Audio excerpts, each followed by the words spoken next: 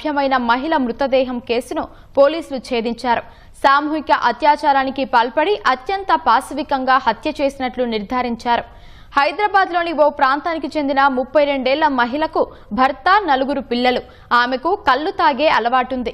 ఈ నెల 13న ఇంటి నుంచి బయటకొచ్చిన ఆమె హైదర్గూడలోని కళ్లు దుకాణానికి వెళ్లింది. కళ్లు సేవించి మత్తులో ఉన్న ఆమెను అక్కడే ఉన్న దుండగుడు గుర్తించాడు. ఆమెతో మాట కలిపి సమీపంలోని నిర్మానుష్య ప్రాంతానికి తీసుకెళ్లి అత్యాచారం చేసి పరారయ్యాడు. స్పృహలేని స్థితిలో ఉన్న ఆమెను టోలీ చౌకీకి చెందిన 2 ఆటో డ్రైవర్లు గుర్తించి ఆటోలో ఎక్కించుకుని కిస్మత్పూర్ బుద్వేల్ వంతెన కింద నిర్మానుష్య ప్రాంతానికి తీసుకెళ్లారు. ఆమెపై ఒకరి తర్వాత ఒకరు అత్యాచారానికి పాల్పడ్డారని పోలీసులు తెలిపారు. అందుకు ఆమె సహకరించడం లేదనే కోపంతో క్రూరంగా హింసించి చంపేశారని వెల్లడించారు.